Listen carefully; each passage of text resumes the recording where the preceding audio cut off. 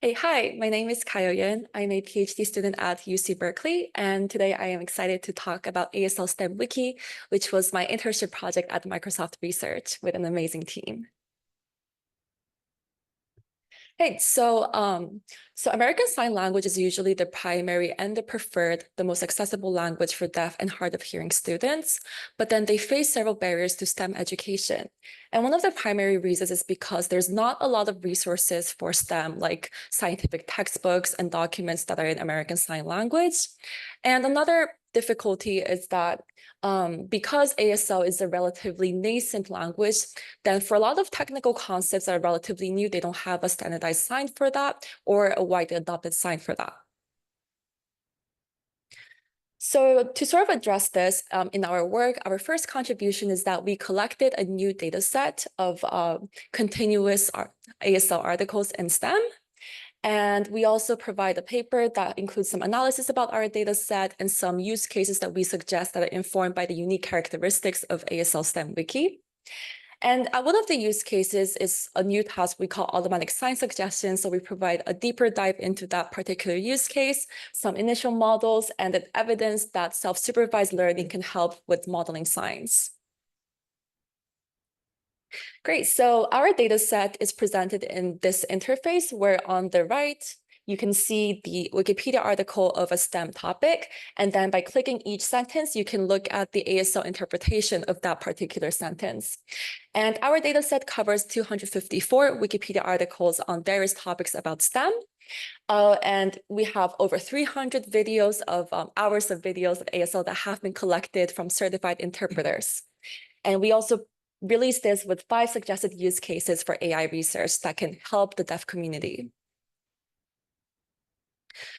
So one of the topics that we looked into is the rate of fingerspelling, where fingerspelling corresponds to, in sign language, when you want to borrow a word from a spoken language, that you can simply take that word in English, for example, and then spell it out using individual letter signs with the hand.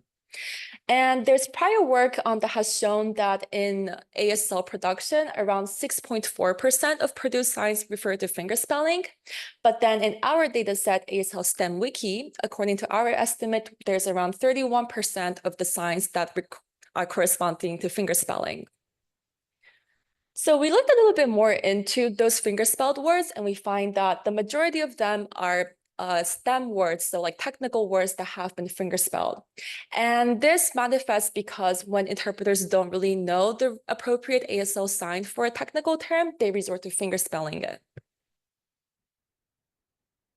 But however, there has been studies in pedagogy that has shown that deaf students are able to learn better. They prefer that new concepts and technical domains are also signed in ASL, since switching between 2 languages while you're also trying to learn about photosynthesis for the first time, that can be quite overwhelming. It adds an additional cognitive load. So to sort of like tackle this, I guess, existing challenge for human interpreters in interpreting STEM content, we released a new task for AI research called automatic sign suggestion, where when you have a user that is an interpreter who is fingerspelling a technical concept, then we want a model that can detect when that is happening and then provide some suggestions for signs that they could use instead. So we break this task down into 3 different steps when we were modeling this, where in the first step, we perform fingerspelling detection. We're given a sequence of frames, a video of an interpreter signing. We want the model to detect all the frames where it detects fingerspelling, and then extract these different clips of fingerspelling. And then in the second step, we want to figure out which word each clip is fingerspelling. So aligning the fingerspelled content to the English sentence. And so here, yeah, so like for each clip, we want to be able to point to what it's spelling out in the video. And finally, we can pick that, okay, the interpreter was fingerspelling relative electromagnetism. So we want to query that particular word to find the appropriate ASL sign using a search through an ASL database, for example. And like this, we are able to extract all the videos that designer could use instead. And we're hoping that this tool would be able to increase the use of technical science that exists in ASL to better propagate it and increase the accessibility of STEM content. So we tackled this challenge using initial models for this. So for fingerspelling detection, we have a model that inputs a video of the interpreter signing a full sentence. And we first use a tool called MediaPipe from Google, which extracts all the human keyframes and poses from the video. This way, we sort of reduce the complexity of our data input while still preserving a lot of the necessary information. And then we feed the human poses video into a graph convolutional network to process the video. And we also feed the English sentence to a pre-trained language model. And here we use Canine that has character level representations.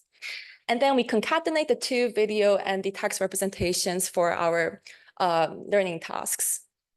So because our video, our data set is mostly composed of videos and sentences, but not the annotations of where fingerspelling is. So we leverage a lot of self-supervised learning to mitigate this lack of annotations.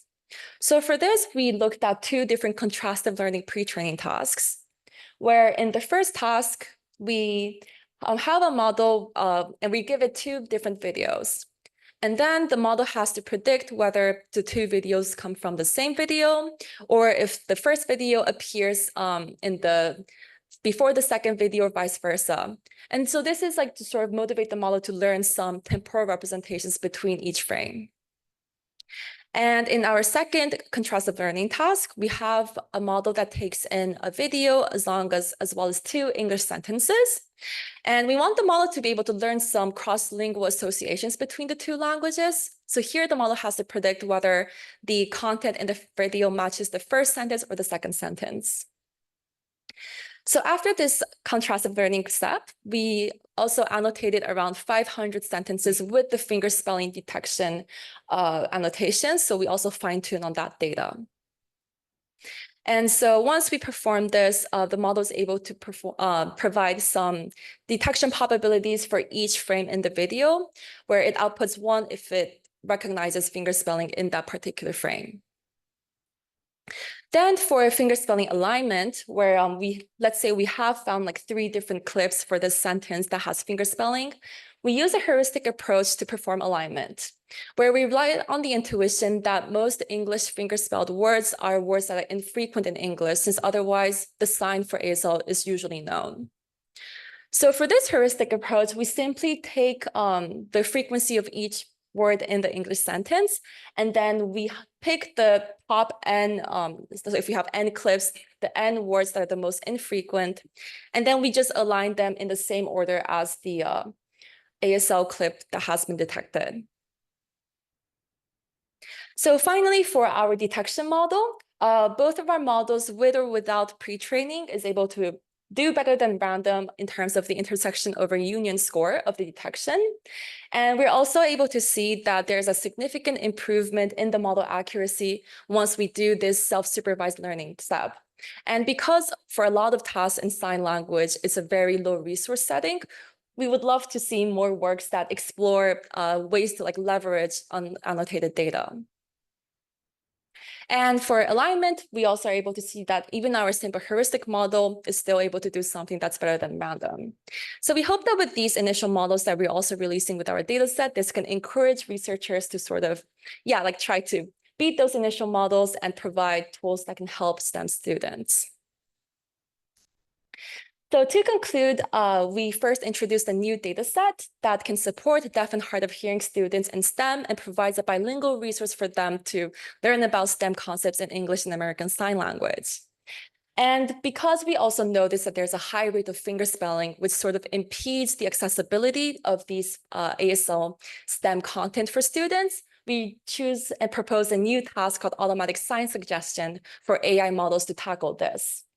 And finally, through our training of initial models, we're also able to find the first evidence of contrastive learning that is successfully applied to sign language. Yeah, so thank you so much for listening. Please feel free to check out our paper for more details about the use cases, the dataset statistics, and the error analysis of our models. Check out our interface on the project page as well. Thank you so much.